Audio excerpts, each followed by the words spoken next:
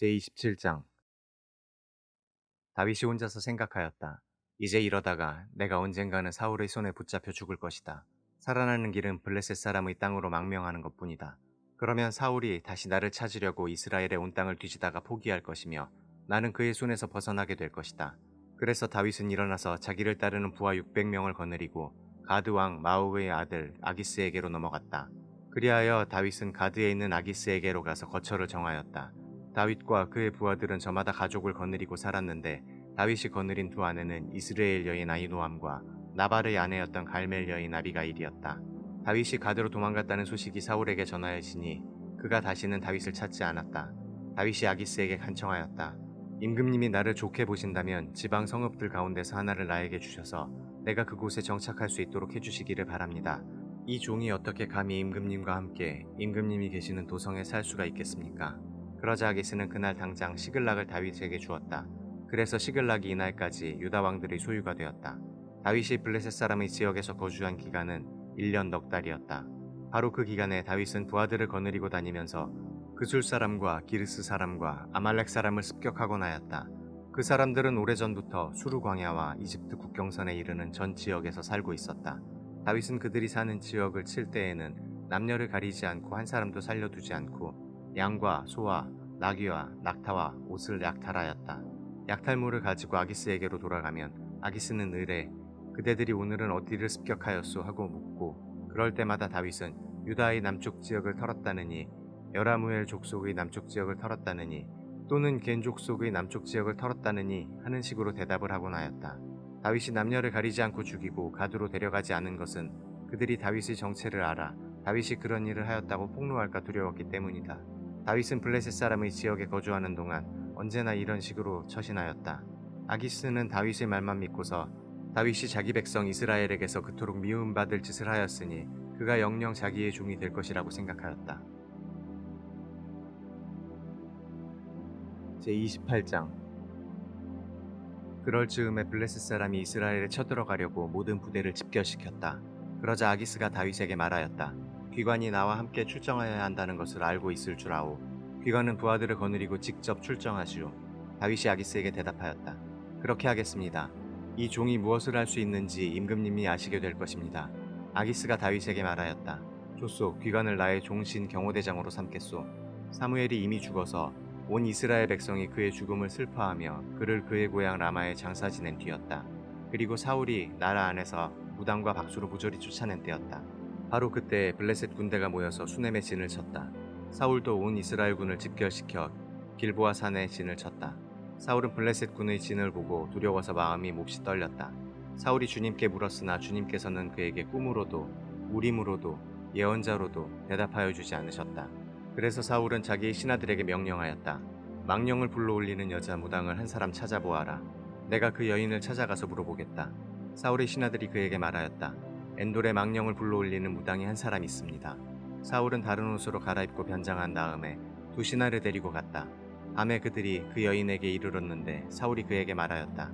망령을 부르는 술법으로 내가 당신에게 말하는 사람을 나에게 불러올려 주시오. 그러나 그 여인이 그에게 대답하였다. 이것 보시오. 사울이 이 나라에서 무당과 박수를 모조리 잡아 죽인 것은 당신도 잘 아시지 않습니까? 그런데 왜 당신은 나의 목에 올가미를 씌워 나를 죽이려고 하십니까? 사울이 주님의 이름을 걸고 그 여인에게 맹세하였다. 주님께서 확실히 살아계심을 걸고 맹세하지만 당신이 이 일로는 아무런 벌도 받지 않을 것이오. 그 여인이 물었다. 내가 당신에게 누구를 불러올릴까요? 사울이 대답하였다. 나에게 사무엘을 불러올리시오. 그 여인은 사무엘이 올라온 것을 보고 놀라서 큰 소리를 질렀다. 그런 다음에 그 여인은 사울에게 항의하였다. 사울 임금님이 몸소우셨으면서도 왜 저를 속이셨습니까? 왕이 그 여인에게 말하였다. 무서워하지 말아라. 내가 무엇을 보고 있느냐?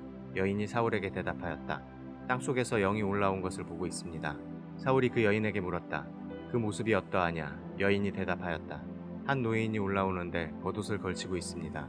사울은 그가 사무엘인 것을 알아차리고 얼굴이 땅에 닿도록 엎드려 절을 하였다. 사무엘이 사울에게 물었다. 당신이 왜 나를 불러올려 귀찮게 하시오? 사울이 대답하였다. 제가 매우 궁지에 몰려 있습니다. 블레셋 사람이 지금 저를 치고 있는데 하나님이 이미 저에게서 떠나셨고 예언자로도 꿈으로도 더 이상 저에게 응답을 하지 않으십니다. 그래서 제가 무엇을 어떻게 해야 하는지 알고 싶어서 이처럼 어른을 뵙도록 해달라고 부탁하였습니다. 사무엘이 책망하였다. 주님께서는 이미 당신에게서 떠나 당신의 원수가 되셨는데 나에게 더 묻는 이유가 무엇이오? 주님께서는 나를 시켜 전하실 말씀 그대로 당신에게 하셔서 이미 이 나라의 왕위를 당신의 손에서 빼앗아 당신의 가까이에 있는 다윗에게 주셨소.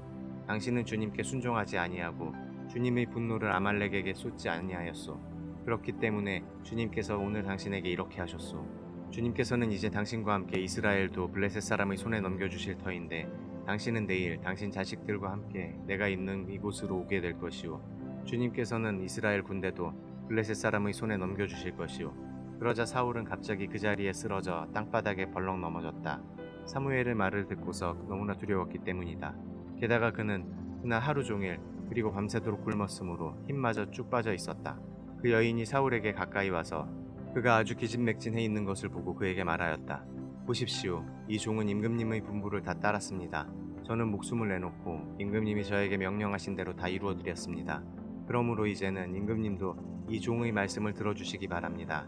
제가 임금님께 음식을 좀 대접하여 드리겠습니다. 임금님이 길을 더 가시려면 기운을 차리셔야 하니 음식을 드시기 바랍니다. 그러나 사울은 아무것도 먹고 싶지 않다 하고 말하면서 그 여인의 청을 거절하였다. 그러나 사울의 신하들까지 그 여인과 함께 사울에게 권하니 사울이 그들의 말을 듣고 땅바닥에서 일어나 평상에 앉았다. 그 여인에게는 집에서 키운 살찐 송아지가 한 마리 있었는데 서둘러서 그것을 잡고 밀가루를 가져다가 반죽하여 누룩을 넣지 않은 빵을 구워서 사울과 그의 신하들 앞에 차려놓으니 그들은 그 음식을 먹고 일어나서 그 밤에 떠났다.